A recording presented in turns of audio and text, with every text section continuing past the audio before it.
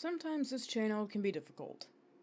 Sometimes I start reading a book and I realize it's gonna be a painful read. But I power through. Why? I'm kicking my ass! Do you mind?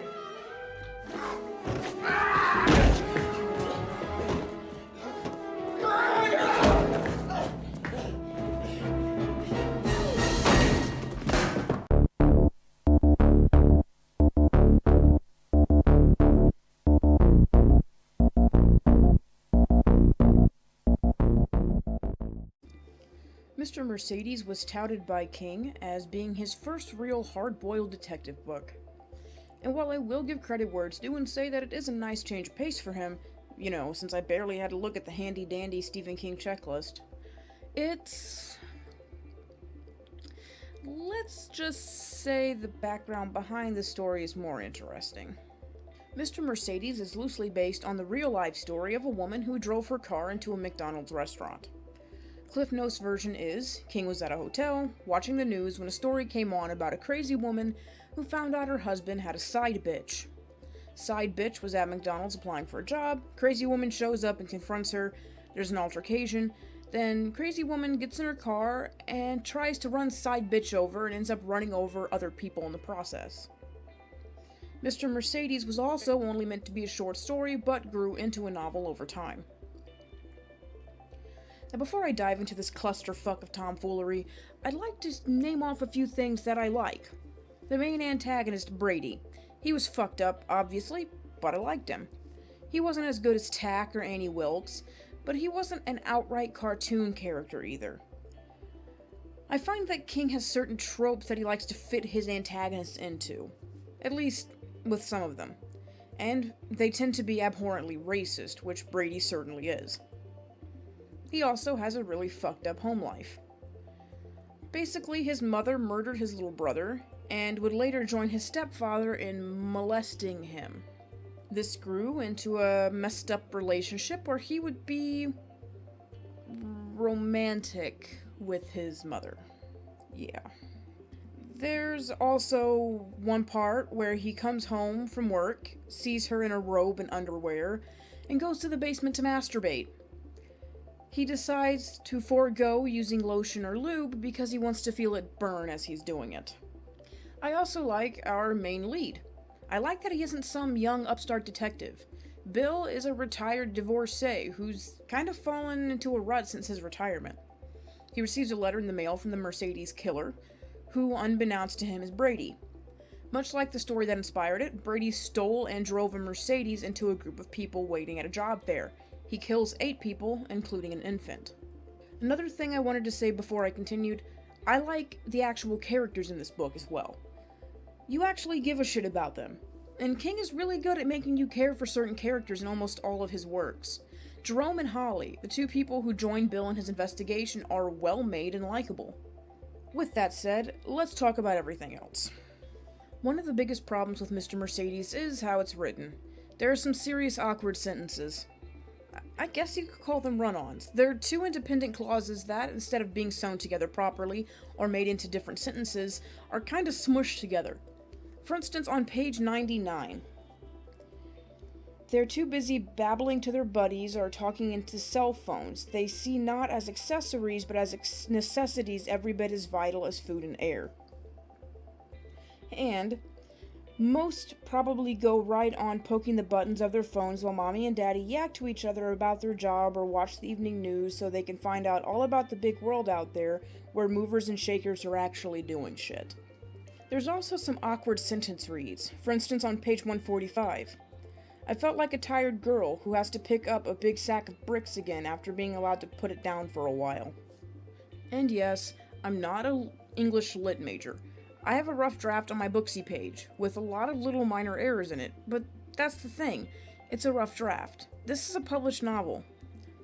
Which leads me to my next problem.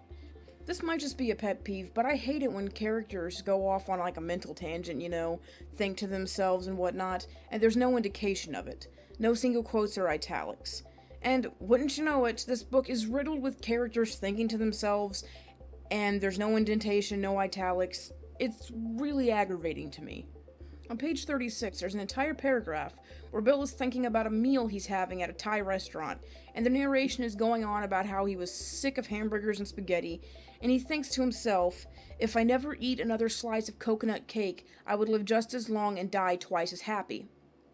How is that frustrating? Well, let me put it on the screen here. Do you see the issue? This is exactly how it's written in the book. No indentation, no italics, nothing. And this happens throughout it. This is how it is, throughout. It's just smushed in with the narration.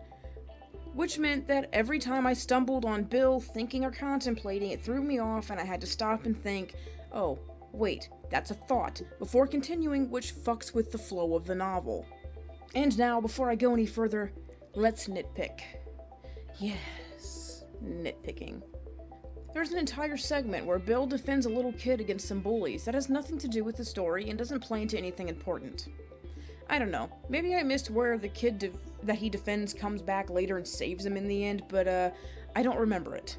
It's tagged on at the end of the Thai restaurant scene. Maybe King meant it as a way to show us how Bill still cares about protecting the community, but the rest of the book makes that pretty damn obvious. Page 43. There's a chapter where Bill goes to a neighbor's house. They talk about how he isn't taking care of himself, and then the chapter ends. Nothing comes of it, and it could have been taken out completely. Almost every chapter break is asinine. Seriously, let me read another segment here. Pete scrams with a big grin on his face, and Hodges thinks of what they sometimes used to call themselves, the Hounds of Heaven. He wonders how sharp his nose is these days. The waiter returns to ask if there will be anything else. Hodges starts to say no, then orders another cup of coffee. He just wants to sit here a while, savoring double happiness. Sounds fine, right? There is a chapter break after he wonders how sharp his nose is these days. Chapter breaks work when there's a time jump, change in scenery, or you want to create some tension.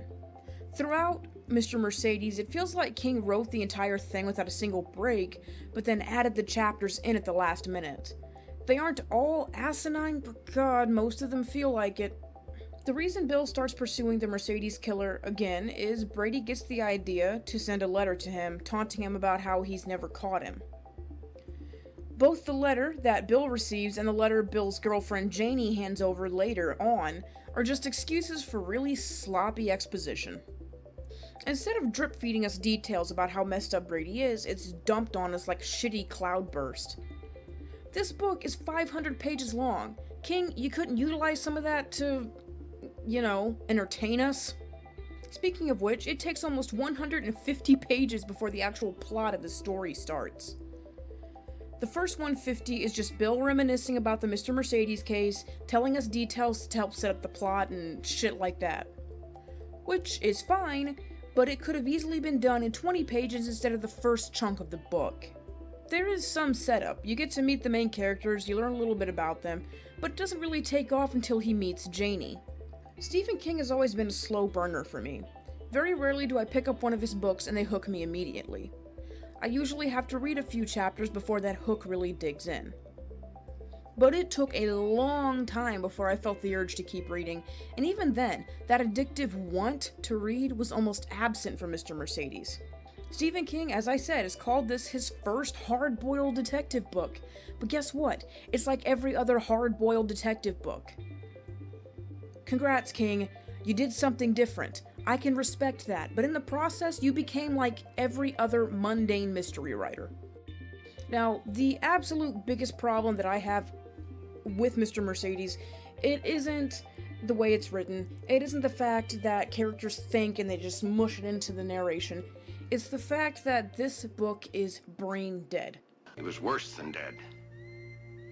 His brain is gone.